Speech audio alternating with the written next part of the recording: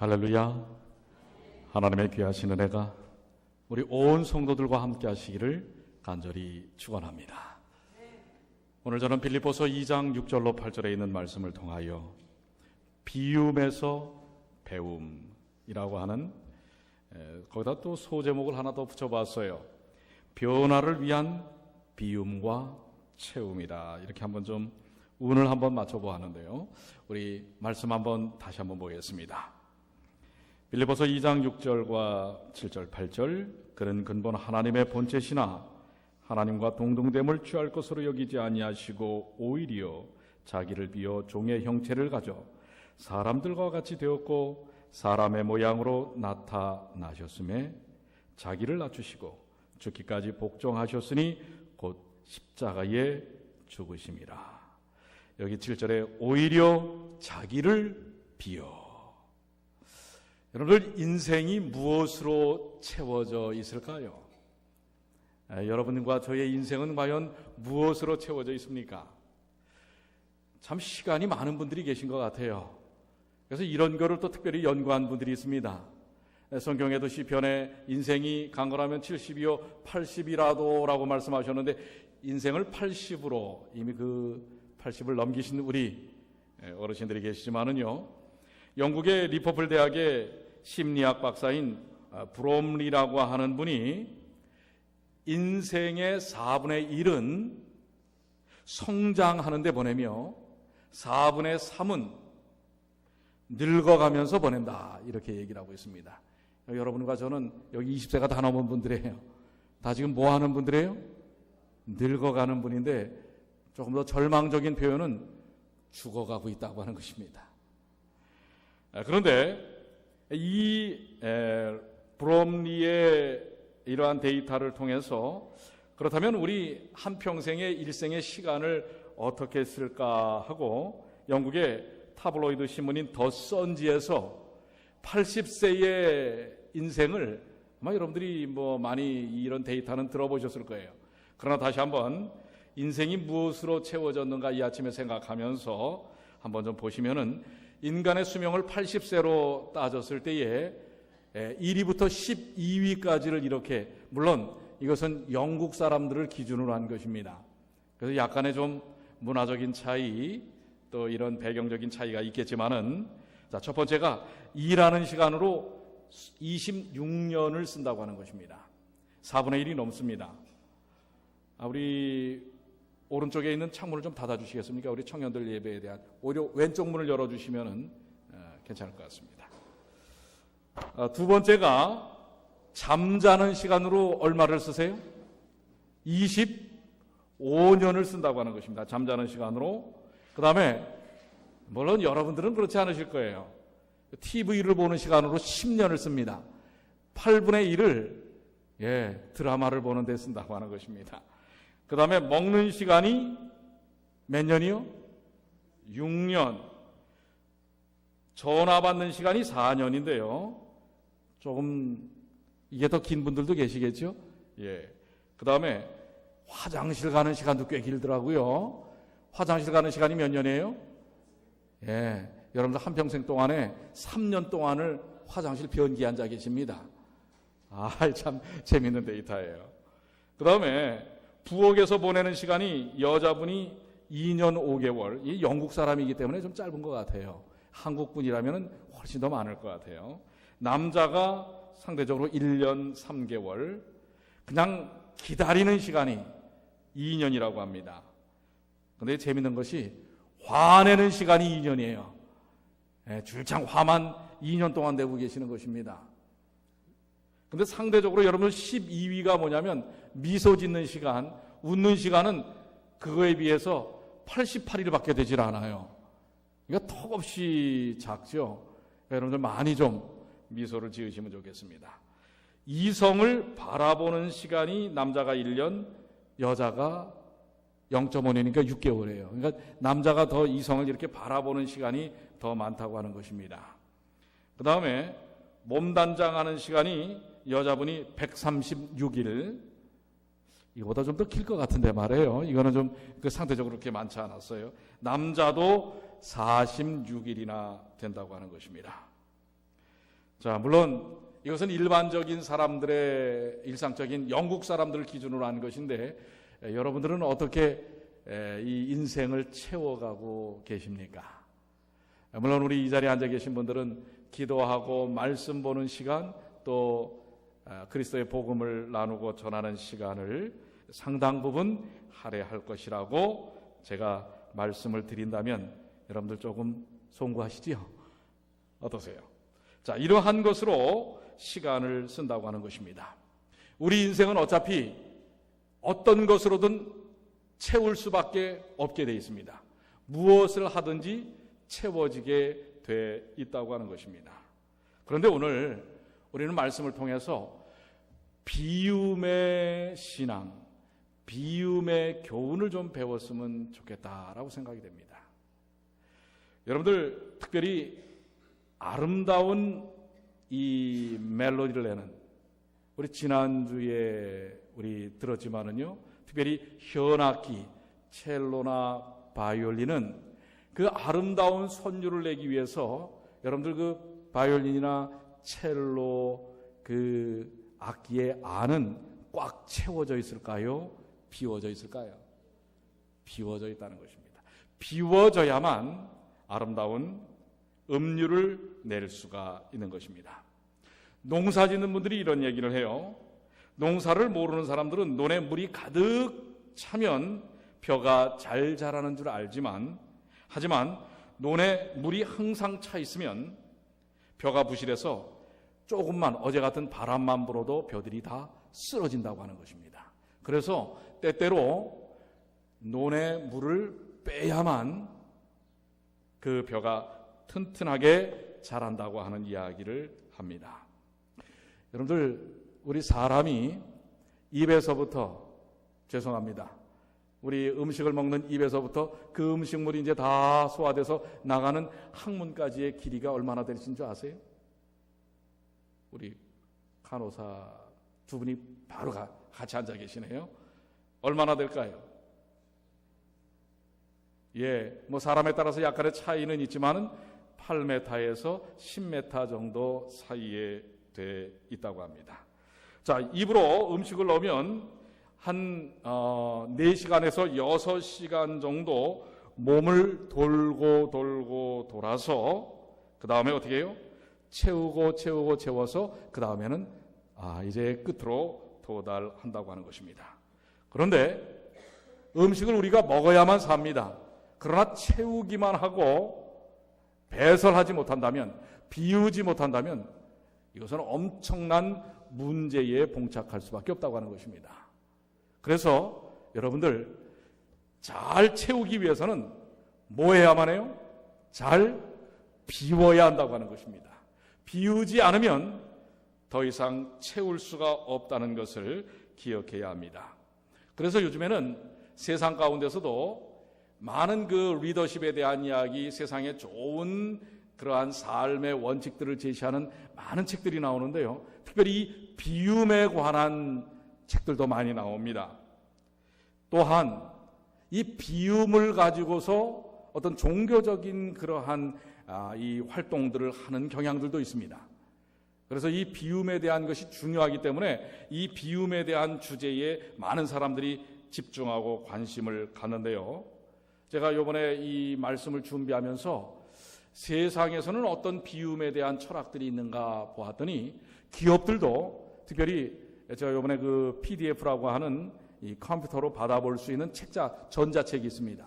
PDF로 되어 있는 이 전자책에 이 SK텔레콤에서 나오는 인사이드 M이라고 하는 매월 나오는 잡지가 있어요. 근데 아주 한 달 분량을 비움과 채움이라고 하는 것으로 아주 이 기사를 가득 메우는 것을 보았습니다. 제가 그것을 보면서 이 세상 사람들도 이 비움에 대한 것, 그리고 비운 다음에 어떻게 채울 것인가라고 하는 부분에 대해서 매우 관심을 갖고 있구나라는 것을 알 수가 있게 되었습니다. 변화를 위해서는 비워야 하고, 그 다음에 제대로 비운 다음에 올바르게 채워야 한다고 하는 논리를 많은 사람들이 관심을 갖고 가르치고 있다고 하는 것입니다. 특별히 여러분에게 한 가지 책을 좀 소개한다면 마음을 비우는 법이라고 하는 책이 또 있습니다. 이 마음을 비우는 법이라고 하는 책의 저자는 방송 기자였는데요. 김상훈 씨라고 하는 분이에요. 이 26년 동안 세상에서 얼마나 많은 정보들을 쫓아다녔습니까? 지면을 채우기 위해서 얼마나 쫓아다녔는지 몰라요. 그래서 자기의 삶도 허다한 정보로 채워졌었습니다. 그런데 사랑하는 가족들 중에 2명을 급작스럽게 잃고 인생이란 채워서만 되는 것이 아니구나 라고 하는 것을 깨닫고 이 책을 썼는데요. 그 책의 16페이지에는 이런 말이 기록되어 있습니다. 우리의 머릿속은 하루 평균 무려 5만 가지나 되는 어마어마한 생각들로 뒤덮여 있다. 여러분들 지금 하루에 여러분들이 이 머릿속에 떠오르는 정보와 그 정보를 통한 생각이 몇 가지가 된다고요? 그래서 5만 잡다하다 이런 얘기가 거기서 나왔는지 모르겠어요. 그 5만하고는 다르지만은 5만 가지나 된다고 하는 것입니다. 그러니까 여러분들이 지금 머릿속에 매일 내가 채우지 않아도 엄청난 것들이 지금 물밀듯 채워지고 있다고 하는 것입니다. 그러다가 이 사람이 거기에다 이렇게 쓰여 있습니다. 주로 이 5만 가지의 생각들로 뒤덮여 있는데 나에 대한 집착에 대한 생각들이다. 이렇게 생각의 감옥에 갇힌 나를 활짝 열어놓는 것이 이 진공모유라고 얘기하고 있습니다. 비움의 철학인데요. 이 진공시키는 것이 필요하다. 이 비우는 것이 필요하다. 비우지 않으면 다른 것을 채울 수가 없다고 이야기를 하고 있습니다. 우리 전에 한번 제가 말씀을 드린 거지만은 165페이지에는 그도 이런 글을 인용을 했어요. 그러면서 걱정거리로, 삶에 대한 걱정거리로 사람들이 이 5만 가지 중에서 대부분을 차지하고 있는데 40%가 일어나지 않을 일에 대해서 걱정한다고 하는 것입니다. 몇 퍼센트가요? 40%가. 그 다음에 생각 중에 그렇다고 하는 것입니다. 30%는 이미 일어난 일에 대하여 생각하는 것입니다. 그러니까 여러분들, 저도 그런 경향이 있어요. 일어난 일에 대해서 자꾸 어떻게 곱씹어요. 그거를 생각하고, 내가 왜 그랬을까? 하면서 이미 일어난 일, 지나가 버린 일입니다. 그거에 대하여 생각하는 것이고, 그 다음에 22%는 아주 사소한 일들.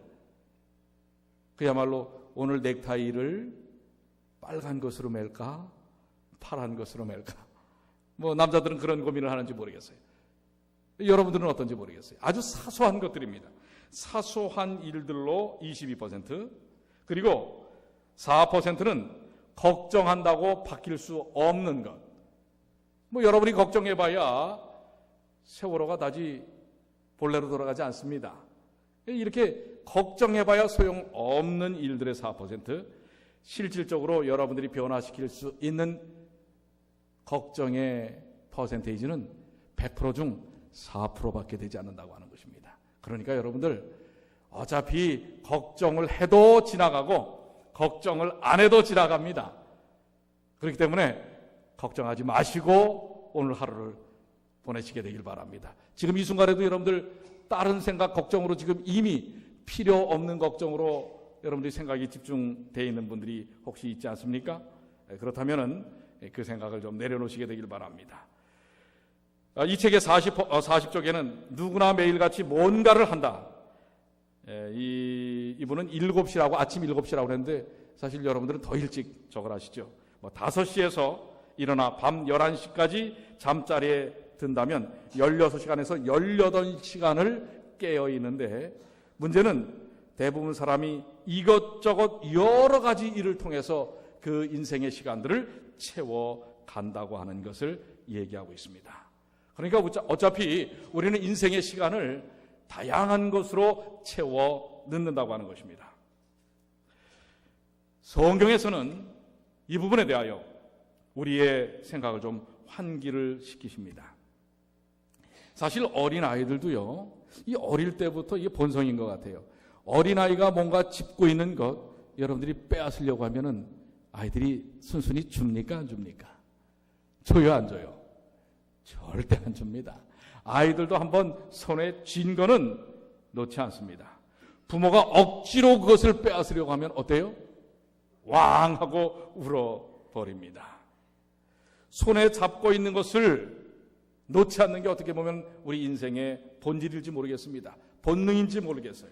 그런데 손에 잡고 있는 것을 놓지 않는다면 절대로 더 좋은 것을 잡을 수는 없다고 하는 것입니다. 그렇기 때문에 비운다는 것, 비워야 한다는 것은 무엇을 의미합니까?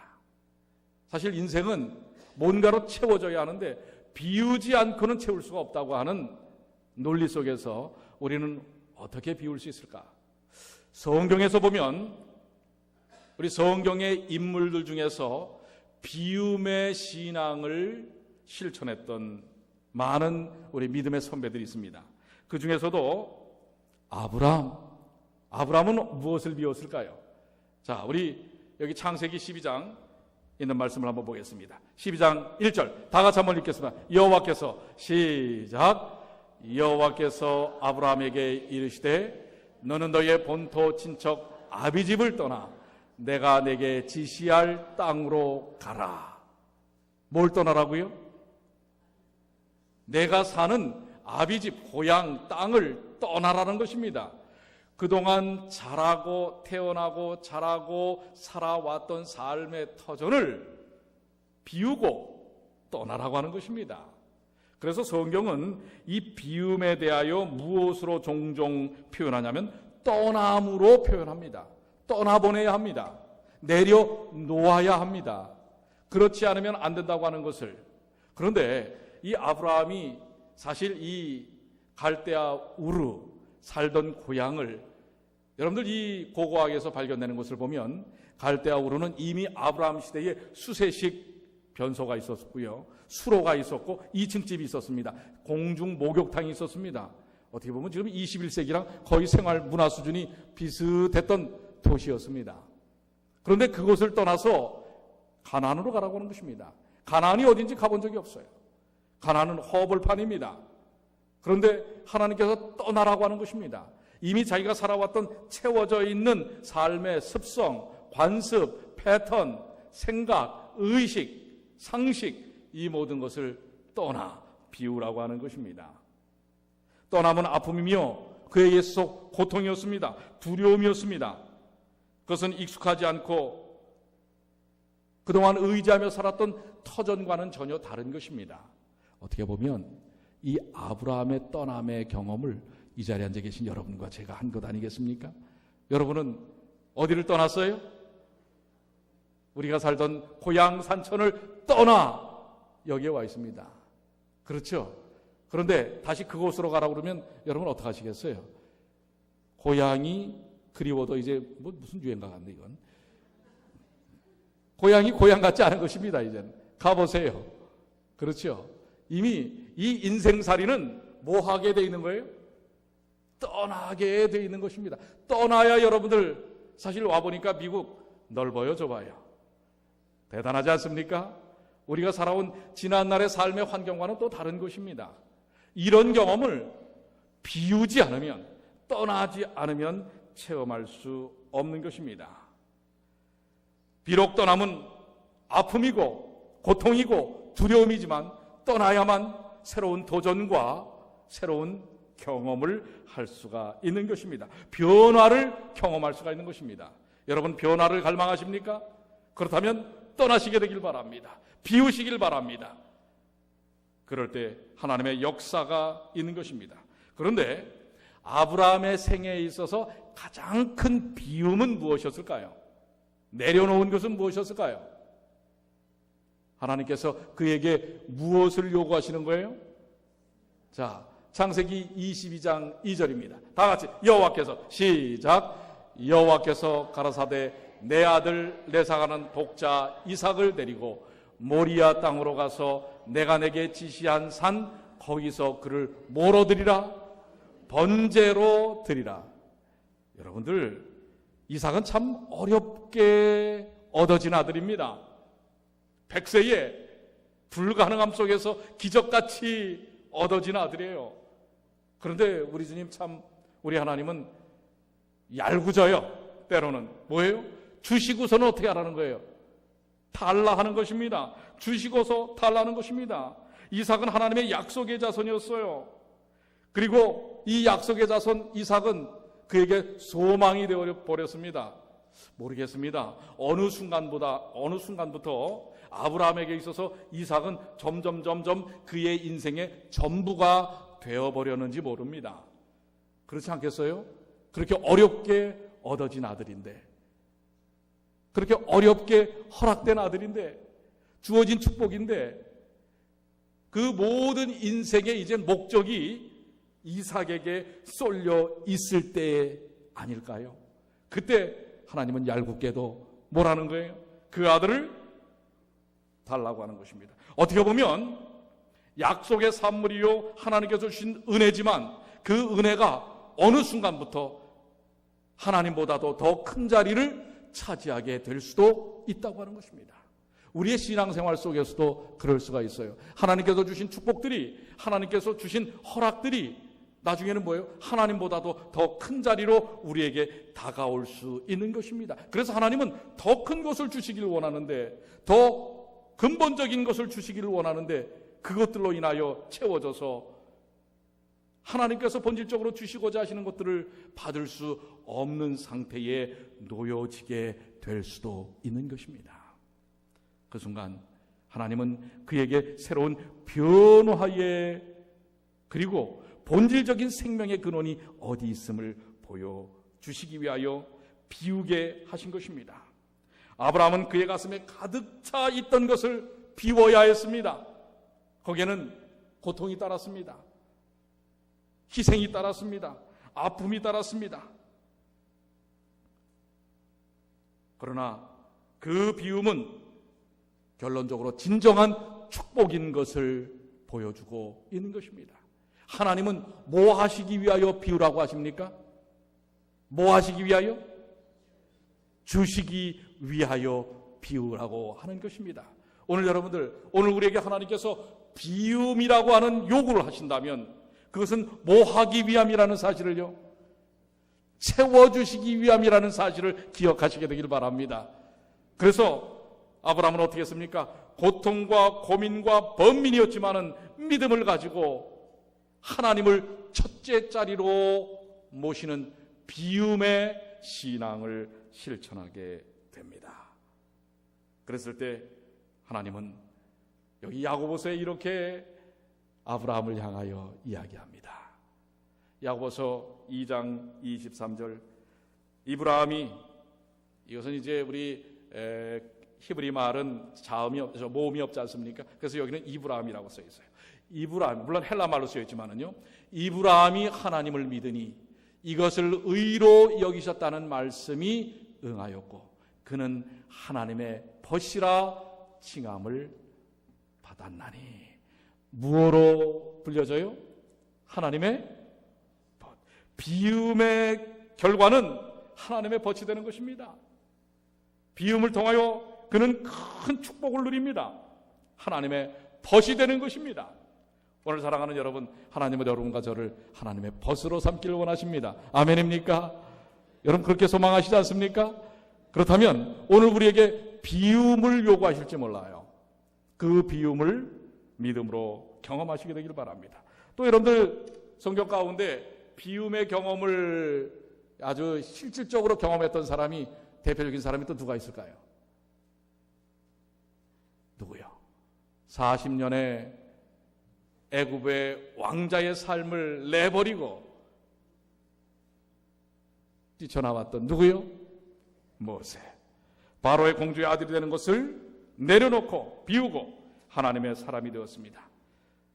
모세가 애굽의 궁전을 버리고 떠나는 순간 영원히 빛나는 인물이 되었던 것입니다.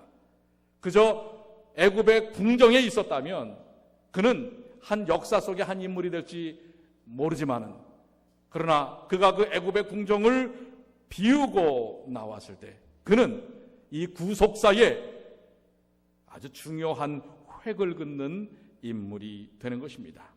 또 여러분들 마태복음 4장 19절에 예수님께서 나를 따라오라, 내가 너희로 사람을 낚는 어부가 되게 하리니 그물과 배를 버려두고 비우고 나를 따르라는 예수님의 초청에 제자들이 따르는 것을 볼 수가 있습니다. 그러나 무엇보다도 이 비움의 신앙의 절정은 어디에 있습니까? 어디에서 나타나지요? 바로 우리가 본문의 말씀 빌립보 2장 6절로 8절에 있는 비움 중에 최고의 비움은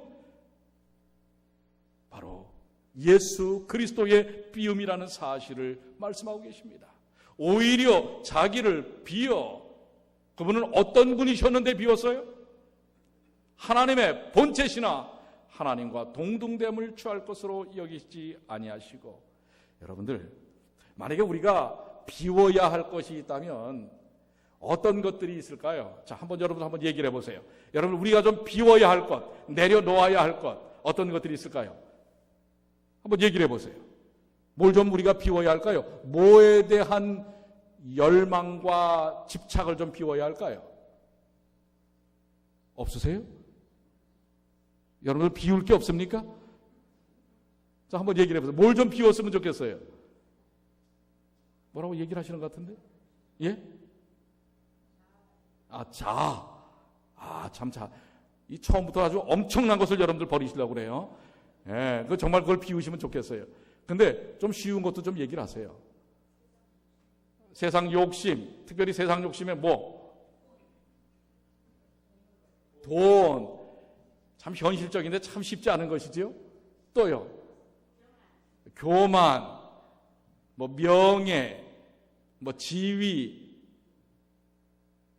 제가 언젠가 한번, 자, 여러분들 좀 제일 먼저 좀, 전에 우리 하지 않았습니까? 타이타닉 8가지 소중한 것. 그래서 거기서 버려야 할 것들 우리 하지 않았어요? 그때 어느 장로님 버리세요 했더니 탁 내던지고, 그래서 제가 한번 물어봤다고 그랬잖아요. 장로님 뭘 제일 먼저 그렇게 버렸습니까? 그랬더니 뭐라고 그랬다고 그랬어요? 마누라! 네. 제일 먼저 마누라를 버렸단 말이에요. 혹시 그렇습니까? 근데 여러분들, 비우는 것 중에서 제일 어려운 게 뭘까요? 사실 돈도 버릴 수 있고, 살아보면 말이에요. 살아보면 다 버릴 수 있을 것 같아요. 근데 그 중에서도 제일 어려운 게 뭐예요? 자기 목숨. 예, 목숨 참 버리기 어렵죠. 근데 여러분들, 목숨 버릴 일은 별로 없어요. 사실 여러분들이 살면서 목숨 버릴 일, 내 목숨을 탁 버린다, 순교장 앞에 지금 나갈 그러한 우리가 형편 속에 살고 있지는 않거든요. 근데 이 현실 속에서 제일 버리기 어려운 게 뭘까요? 제가 오늘 아침에 우리 선교사들하고 밥을 먹으면서, 우리 선교사들 제일 버리기 어려운 게 뭘까? 여러분들은 제일 어려운 게 뭐야? 그랬더니 자존심 아닐까요? 자존심. 아까 우리 자아라고 처음에 얘기하셨잖아요. 자아도 어떤 면에서 자존심이에요. 다른 표현일 수 있어요. 사실 자존심 버리기가 가장 어려운 것 같아요. 자기의 본질, 자기의 이 존재성을 위협하는, 내 스스로가 생각하는 그 존재성을 위협하는 그것을 버리기가 가장 어려울지 모르겠습니다. 그런데요, 보세요. 우리 하나님은 뭘 버리고 오셨어요? 하나님의 본체. 그것은 창조주 하나님의 자존심을 버리고 오신 것 아닙니까? 그렇습니다. 예수님이 이 땅에 오신 것은 사실 지네들 죄 때문에 죽는 건데, 그 죄 때문에 왜 하나님이 창조주 하나님으로서의 정체성과 본질을 버리고 오시냐 말이에요. 버림의, 비움의 최고는 예수 그리스도 아니시겠습니까? 사람도 자존심 버리기 어려운데 창조주 하나님께서 창조주의 자존심을 버리고 이 땅에 오신 것입니다. 그런데 여기 이 비우다라는 이 비움이라고 하는 헬라 말이 케노시스라는 말이에요. 이것은 다른 말로 뭐냐면 얼굴을 깎다 이거예요. 얼굴을 깎는다라는 뜻이에요. 얼굴을 깎는다라는 게 뭐냐면 체면을 깎아내린다는 것입니다. 그러니까 사실 아까 자존심이라는 게 바로 이 체면 아니겠어요?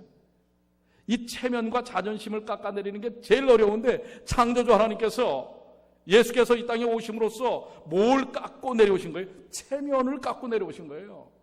자존심을 깎고 내려오신 것입니다. 왜요? 왜 그렇게 하셨어요? 뭐 때문에요? 뭐 하시기 때문에요? 당신이 죽을지언정 살리고 싶은 여러분을 향한 사랑 때문에 그렇다는 사실을 기억하시게 되길 바랍니다. 하나님의 창조주의 체면을 깎고 비우신 그 이유는 사랑이라고 하는 사실입니다. 그것에 대한 비움의 결과가 뭐예요? 십자가라고 하는 사실을 이야기하고 있는 것입니다. 왜 그렇게까지 하실 수밖에 없었는가? 그것은 우리를 향한 절대적인 사랑이기 때문에 그렇습니다. 오늘 그 사랑의 비움, 그 비움의 철학과 신학을 이해하시게 되길 바랍니다. 오늘 그래서요, 우리도 비워야 채울 수 있는데 죄송합니다만은 여러분과 저는 잘 비워지지 않아요. 아무리 비우려고 해보십시오. 비워지나? 비워지질 않아요. 그런데 어떨 때만이 비워지는지 아십니까? 이 모든 전열기구가 전기에 꼽힐 때만 불이 들어오는 거예요. 즉, 우리가 비울 수 있는 것은 하나님의 십자가의 사랑에 꽂힐 때에만 그 사랑에 반응할 수가 있게 되는 것입니다. 그렇기 때문에 오늘 여러분이시여, 하나님의 그 비움을 경험하시길 원하십니까? 그렇다면 그 무한하신 나를 향한 사랑의 에너지 십자가에 꼽히시게 되길 바랍니다. 거기에 접근될 때 우리는 비워지게 되는 거예요. 근데 여러분들, 십자가에 접근되지 않고 십자가의 은혜 속에 있지 않은 상태에서는 아무리 비우려고 해도요, 여러분 자존심 없어지지 않습니다. 그래서 교회에서도 싸우는 거예요. 수십 년을 믿어도 뭐예요? 화를 내고. 왜 그런 거예요? 십자가의 에너지 속에 담겨져 있지 않을 때는 우리는 뭐예요? 죄의 영향력 속에 노출될 수밖에 없는 것입니다. 그러니까 여러분들 진정한 변화를 원하신다면, 비움의 삶을 경험하기를 원하신다면, 그 무한하신 그런데 하나님은 어떻게 그럼 그렇게 비울 수 있으신가? 그분은 어떤 에너지로 그렇게 비우실 수 있는가? 그게 하나님의 본성이라 말이에요. 품성이라 말이에요. 그렇기 때문에 그분은 가능하신 거예요. 근데 우리는 가능하지 않아요. 우리 스스로가 사랑이라는 에너지를 만들어낼 수가 없는 존재이기 때문에 그래요. 그러니까 여러분들 착각하지 마세요. 여러분들이 무슨 의인인 것처럼 착각하지 마세요. 나는 뭔가를 다 할 수 있을 것처럼 착각하지 마시라 말이에요. 우리는 예수 그리스도의 십자가에 붙어있지 않는 한 그 사랑의 에너지가 분출될 수가 없다는 사실을 기억하셔야 합니다. 그렇기 때문에 우리는 매 순간 왜 우리가 기도하고 말씀 보고 하나님을 찬양하는 줄 아십니까? 그 십자가의 은혜 속에 담겨 있는 것입니다. 왜 이 안식일은 뭐예요? 이 안식일은 이미 그 십자가의 은혜를 통해서 바로 그 비움의 경험, 지난 엿새 동안은 힘써 일할 것이나 진정한 비움의 경험을 여러분들이 이 안식일의 시간을 통해서 경험하는 거예요. 기도의 삶은 바로 우리를 십자가의 에너지에 탁 붙도록 해주는 것입니다. 비우는 것은 주님을 따라가는 성도들의 순례의 시작입니다. 그래서 비우는 것이 되어야만, 그 십자가를 통하여 비우는 것이 돼야만 우리의 안에 채워짐이 경험되어지는 것입니다. 요한복음 1장 10절로 12절에 그가 세상에 계셨으며 세상은 그로 말미암아 지은 바 되었을 때 세상이 그를 알지 못하였고 자기 땅에 오매 자기 백성이 영접지 아니하였으나, 이 말이 뭐예요? 창조주 하나님이 오셨는데 알아보지 못하는 거예요. 알아보지만 못하는 게 아니라 경멸하고 멸시하고 십자가에 못 박아 죽인 것입니다. 여기서 우리는 엄청난 창조주 하나님의 깨어진 자존심을 넘어선 무한한 절대적인 사랑을 체험해야 하는 것입니다. 사실 우리 인간과 같은 죄성의 본성이라면 이런 상태가 되면 싹 다 어떡할 거예요? 없애버리죠. 복수하지요. 그러나 우리 하나님은 복수하시지 않아요. 이렇게 아주 처참하게 대접을 받으시는데도 어떻게 해요? 끝내 죽기까지 사랑하셨다고 하는 것입니다. 오늘 그 사랑이 여러분을 감동케 하시게 되길 바랍니다. 오늘 그 사랑 때문에 이 자리에 앉아 계시길 바랍니다. 교회에서 뭐 내가 뭘 좀 이렇게 하고 또 내가 어느 정도 됐고 이런 것이 아니에요. 오늘 그 전적인 하나님의 무한하신 사랑 때문에, 비움의 은혜 때문에 오늘 이 자리에 있는 의미가 경험되어지는 주님의 귀한 자녀들 되시길 바랍니다. 그래서 우리는 이제 이러한 그 주님의 귀하신 사랑을 통해서 우리 안에 채워져야 할 것입니다.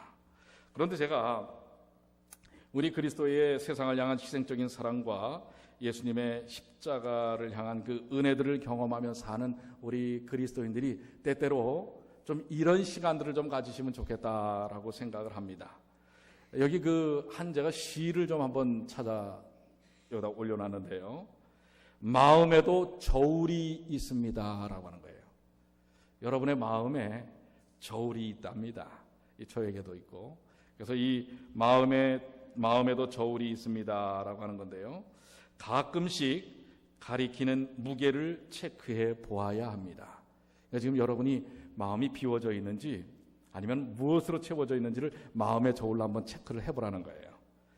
열정이 무거워서 욕심을 가리키는지, 사랑이 무거워져 집착을 가리키는지, 자신감이 무거워져 자만을 가리키는지, 여유로움이 무거워져 게으름을 가리키는지, 자기 위안이 무거워져 변명을 가리키는지, 슬픔이 무거워져 우울을 가리키는지, 주관이 무거워져 독선을 가리키는지. 그러니까 모든 걸요, 너무 자기중심적으로 하게 되면 그 무게가 엉뚱한 것을 가리키게 된다고 하는 것입니다. 그 다음 것은요, 이 말입니다. 마음이 조금 무거워졌다고 느낄 땐 저울을 한번 들여다보세요. 마음에도 다이어트가 필요합니다. 세상을 살면서 사랑하는 일이 우선입니다. 인생은 잠시 스쳐가는 바람 같습니다. 잠시 우리는 이 세상에 소풍을 온 사람들입니다. 저는 이 표현이 참 좋더라고요. 여러분과 저는 이 세상에 잠시 모은 사람들이에요. 네. 소풍 와서 주저앉으면 안 돼요. 그렇죠? 같은 하늘 아래서 숨 쉬는 이유 하나만으로도 기쁘고 행복해서 두 손 모으게 하는 당신을 사랑합니다. 이 첫 번째는 우리 주님이 그 놀라운 사랑 때문에 두 손을 모으게 되고요. 또 여기 뭐예요? 같은 하늘 아래서 숨 쉬는, 지금 여러분들 같은 공간에서 지금 숨을 쉬잖아요. 여기는 이분들로 인하여 행복을 느끼시게 되기를 바랍니다. 여러분 옆에 있는 분들 때문에 행복하십니까? 행복은요, 안 봤으면 좋겠는데요. 이것입니까? 어떻게 한번 좀 옆에 분을 한번 보세요. 자, 우리 전에 한번 했던 표현이 있죠. 당신 때문에 행복합니다. 표정이 근데 너무 어색해요. 예. 억지로 시키니까 한다 해. 하기는 하지만 행복은 무슨 이겁니까? 자, 다시 한번요. 당신 때문에 행복합니다. 예. 우리 뉴욕중앙교회가 정말 이 옆에 있는 같은 공간에서 숨을 쉬는 사람이 있기 때문에 행복하기를 바랍니다. 근데 이게 다른 것이 채워져 있으면요, 행복하지 않아요. 내 자존심이 채워져 있으면 에휴, 잘나지도 못한 게 맨날 이런단 말이에요. 아시겠어요? 비워야 합니다. 그래서 오늘 여러분의 마음의 무게를 성령의 은혜의 저울에다가 좀 재보시게 되길 바랍니다. 그래서 여러분의 인생의 방을 사랑으로 가득 채우시길 바랍니다. 우리 지난주에 뭘 뿌려서 요리를 하라고 그랬어요? 기억나십니까? 사랑을 뿌리라고. 이제 여러분의 방을, 마음의 방, 인생의 방을 뭐로 가득 채우시라고요? 자존심, 욕심, 불평, 불만 다 밀어내시고. 근데 이게 밀어나지 않는다고 그랬죠? 어떻게 해야 밀어져요? 십자가에 어떻게 해요? 딱 꼽혀 있어야 된단 말이에요. 그럼 밀려나가는 거예요. 여러분의 가정의 방을 화목으로 가득 채우시게 되길 바랍니다. 우리 교회의 방을 은혜와 정말 교제로 가득 채우시게 되길 바랍니다. 여러분의 마음의 방이 예수님의 마음으로 가득 채워지시게 되길 바랍니다. 저는 말씀을 마치면서 그래서 빌립보서 오늘 2장 6절로 8절의 앞절의 말씀 5절은 결론을 얘기합니다. 뭐라고요? 너희 안에, 다 같이 시작. 너희 안에 이 마음을 품으라. 곧 그리스도 예수의 마음이니. 아멘. 이 마음으로 여러분들 접근되고 채워져야 다른 것이 물러갑니다.